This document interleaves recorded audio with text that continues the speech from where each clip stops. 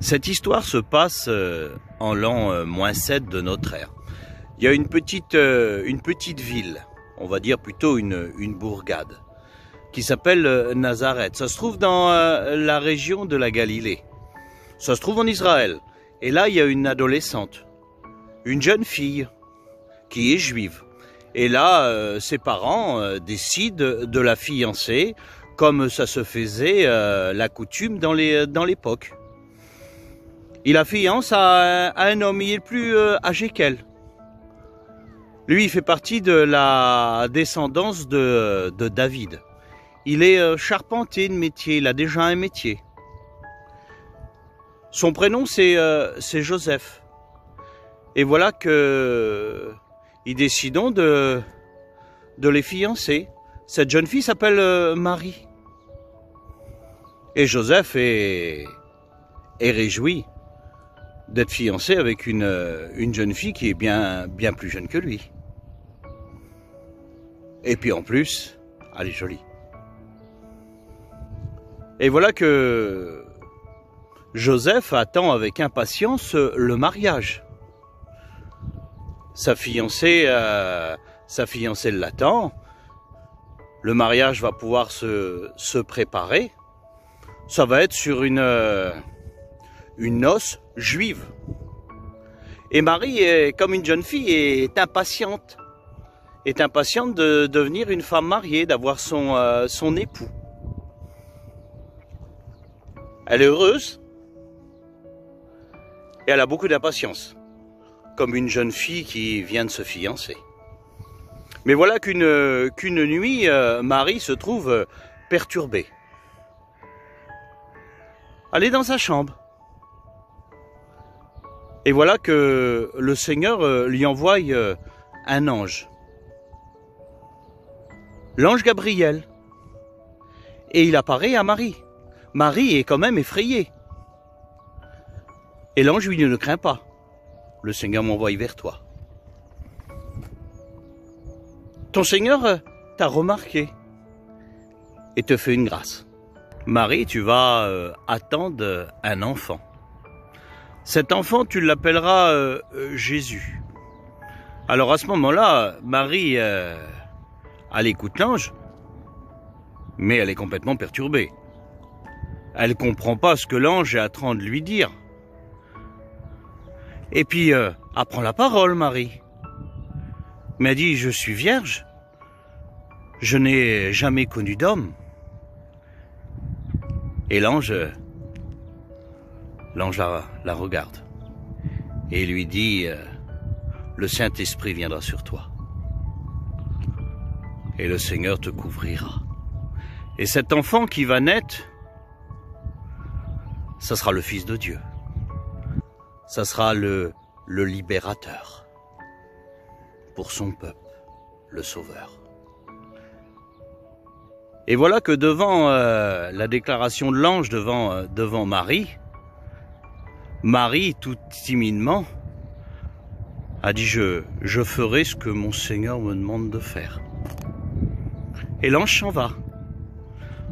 On peut imaginer dans quel état se trouve Marie. Elle n'arrive pas encore à réaliser les grandeurs de cette parole, que le Seigneur a fait attention à elle et qui lui fait cette grâce. Marie attend un enfant. Mais l'ange lui a dit qu'il y a sa cousine Élisabeth qui attend aussi un enfant. Alors Marie ne sait plus trop comment faire. Donc elle décide d'aller voir dans les montagnes sa cousine Élisabeth. Et quand elle voit sa cousine qui rentre dans la maison, qu'elle lui fait une salutation, sa cousine est remplie de l'esprit et elle lui dit, Marie, l'enfant qui est dans mon sein, quand il a écouté ta voix, il a tressailli. Et là, l'esprit a révélé à Élisabeth. Ils disent, le Seigneur t'a fait une grâce. L'enfant que tu portes, Marie, ça va être le sauveur du monde. Et voilà que Marie avait besoin d'écouter ces paroles parce qu'elle avait besoin d'être réconfortée par sa cousine. Mais Marie ne veut pas repartir chez elle. Parce que chez elle, il y a ses parents. Il va falloir qu'elle dise à ses parents qu'elle attend un enfant. Comment leur présenter? Il y a Joseph, son fiancé. Marie, elle sait ce qu'elle risque. Marie, elle est juive. Et elle sait qu'elle peut être lapidée à ce moment-là. Et elle décide de rester avec sa cousine Élisabeth. Elle reste 3 mois. Sa grossesse commence déjà à se voir. Et elle décide de retourner dans sa famille. Et voilà qu'elle se présente devant son fiancé Joseph. Son fiancé est content de la voir arriver. Parce que lui, il attend les noces. Et là, elle lui confie qu'elle attend un enfant. La déception dans le cœur de Joseph. Joseph ne sait plus quoi penser, ne sait plus quoi faire. Parce que Joseph, ils sont juifs. Selon les préceptes de Moïse, il a le droit de vie ou de mort sur Marie. Il peut la faire lapider. Mais Joseph est l'homme de Dieu par excellence. Joseph, c'est un homme bon. Joseph ne veut pas faire de mal à Marie. Il décide de rompre avec elle, mais en secret. Joseph est complètement abattu.